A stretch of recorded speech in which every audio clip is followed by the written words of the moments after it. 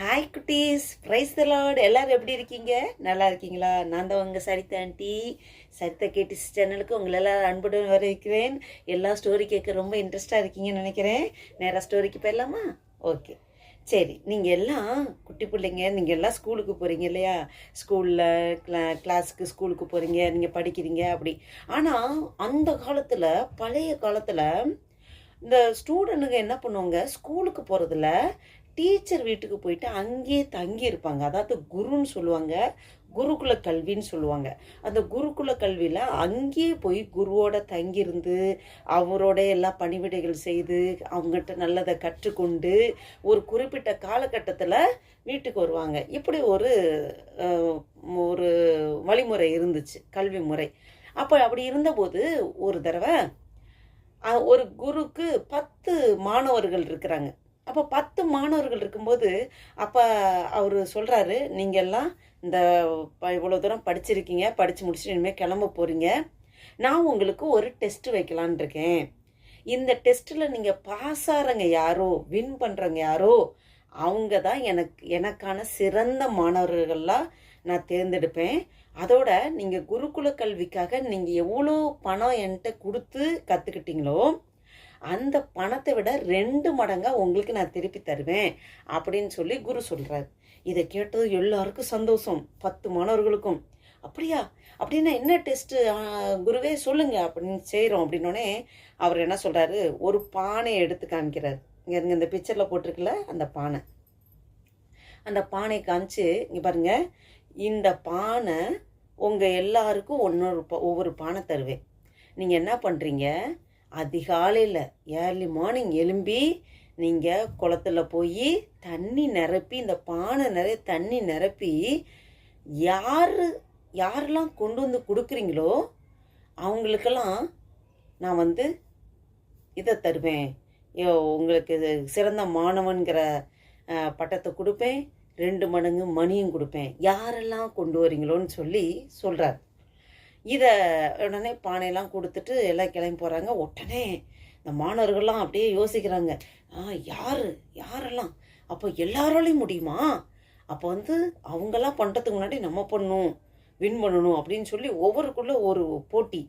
உடனே காலையில் early morning எழும்புனதும் எல்லாம் இவன் எழும்புனா அவன் எழும்புறான் எல்லாரும் எழும்பிட்டாங்க. எல்லாரும் ஒரே தட்டில் இருக்காங்க. உடனே எல்லாரும், ஐயோ இவனை மாதிரி, ஐயோ நம்மளை மாதிரி அவனும் எழும்பிட்டான்.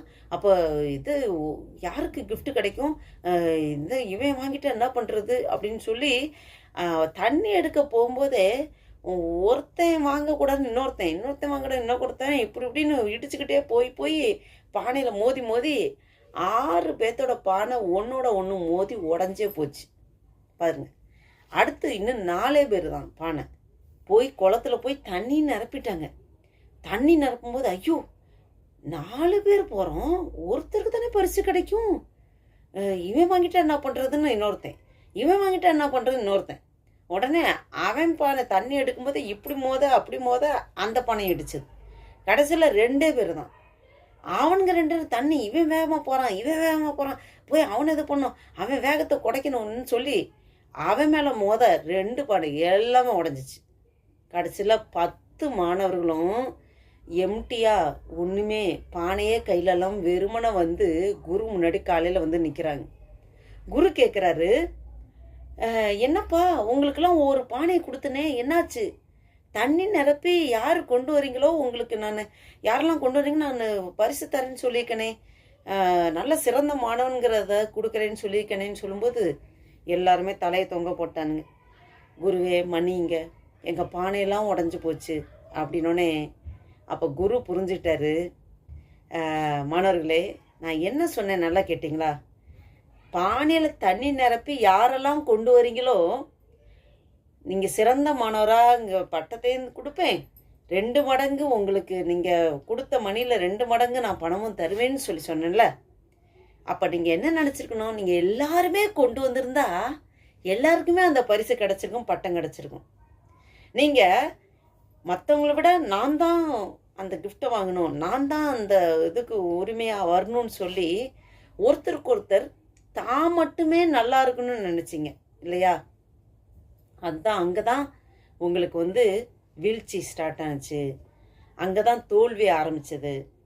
நீங்கள் மற்றவங்க நல்லா இருக்கணும், மற்றவங்களுக்கு நன்மை செய்யணுங்கிற அந்த உணர்வோடு இருந்தீங்கன்னா, நீங்கள் ஒற்றுமையாக நீங்கள் உங்களுக்குன்னு ஒரு பானையில் தண்ணி நிரப்பி ஒவ்வொருத்தரும் ஒரு டீம் ஒர்க்காக ஒரு உறுதுணையாக இருந்து நீங்கள் கொண்டு வந்திருந்தீங்கன்னா, எல்லாருமே நல்ல மாணவர்களாக பட்டத்தையும் கொடுத்துருப்பேன், பணத்தையும் டபுள் மடங்கு கொடுத்துருப்பேன்.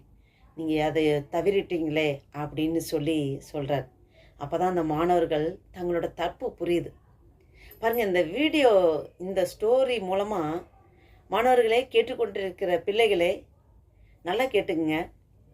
நம்ம மற்றவங்களுக்காக நம்ம எப்போவுமே ஒரு ஹெல்பிங் மைண்டோடு இருக்கணும். மற்றவர்களுக்காக நம்ம ஜெபிக்கும்படியாக நம்ம நிறைய பேர் சுயநலமாக ஜெபம் பண்ணுவோம் இல்லையா? நான் நல்லா இருக்கணும், என் குடும்பம் நல்லா இருக்கணும், எங்கள் அப்பா அம்மா, எங்கள் அக்கா தங்கச்சி இவங்க மட்டும் நல்லா இருக்கணும் அப்படின்னு ஜெபம் பண்ணுறீங்களா? அப்படி ஜெபம் பண்ணக்கூடாது. நம்ம மற்றவர்கள், நம்ம ஃப்ரெண்ட்ஸுங்களுக்காக, நமக்கு தெரியாதவங்களுக்காக, உங்களை யாராவது கோவப்படுத்துவாங்க, எரிச்சல் படுத்துவாங்க இல்லையா? அவங்களுக்காகவும் ஜெபிக்கணும். அவங்களே ஆண்டவர் நேசிக்கிறாரு. அப்போ மற்றவர்களுக்காக நம்ம ஜெபிக்கிறதும், அவங்களுக்கு உதவி செய்கிறதும், நம்மளால் முடிஞ்ச ஹெல்ப் அவங்களுக்கு பண்ணணும் இல்லையா? அவங்களுக்கு சப்போர்ட்டிவாக இருக்கணும். அப்போ நம்ம மற்றவர்களுக்காக ஜெபிக்கும்போது நம்மளோட நீடை ஆண்டவர் ஃபுல்ஃபில் பண்ணுறாரு. நம்ம நன்மை செய்யும்போது அதுக்கான பிரதிபலன் ஆண்டவர் தர்றாரு. அது இரட்டிப்பான ஆசீர்வாதத்தை கொடுக்குறாரு. மற்றவர்களுக்காக நம்ம செய்கிற நன்மைகள் நமக்கு இரட்டிப்பான ஆசீர்வாதத்தை ஆண்டவர் தருவார். ஏன் இது சொல்கிறேன்னா, நம்ம வேதாகமத்தில் பார்க்குறோம், யோபு ரொம்ப செல்வந்தராக இருந்தார். நல்ல ஒரு சன்மார்க்கமாக நல்ல ஒரு மனுஷனாக இருந்தார். ஆண்டவருக்கு பயந்த மனிதனாக இருந்தார். ஆனால் ஒரே நாள்லே எல்லாத்தையும் இழந்தார்.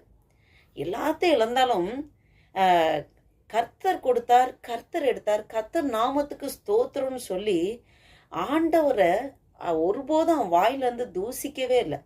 ஆண்டவருக்கு விரோதமாக எதுவுமே பேசலை. பாருங்கள், அவங்க ஃப்ரெண்ட்ஸுங்களாலே மன ரீதியான ஒரு கஷ்டம் அவனுக்கு வந்த போதிலும் அந்த ஃப்ரெண்ட்ஸுங்களுக்காக வேண்டுதல் பண்ணி அவன் ஜெபம் செய்கிறான். அந்த ஜெபம் செய்தது நிமித்தம் யோபுவை ஆண்டவர் ரெட்டத்தனையாக ஆசீர்வதிக்கிறார், 2 மடங்கு ஆசீர்வதிக்கிறார். இதை தான் என் தம்பி பிள்ளைகளே, தங்கச்சி பிள்ளைகளே, எல்லாரையும் நான் இவ்வேளையில் சொல்லுகிறது என்னென்னா, நம்ம மற்றவர்களுக்காக ஜெபிக்கும்போது நம்மளுடைய நீடையும் ஃபில்ஃபில் பண்ணுவார். நமக்கு டபுள் மடங்காக ஆசீர்வாதத்தை தர தேவன் வல்லவராக இருக்கிறார். நம்ம இப்போ ஒரு வசனம் படிக்கலாமா? யோபுலே ஒரு வசனம் படிக்கலாமா? யோபு 42ஆம் அதிகாரம் 10ஆம் வசனம். யோபு சாப்டர் 42 வேர்ட்ஸ் 10. எப்படி ஆக்ஷனோட படிக்கலாமா? யோபு தன் சிநேகிதருக்காக வேண்டுதல் செய்தபோது கர்த்தர் அவன் சிறையிருப்பை மாற்றினார்.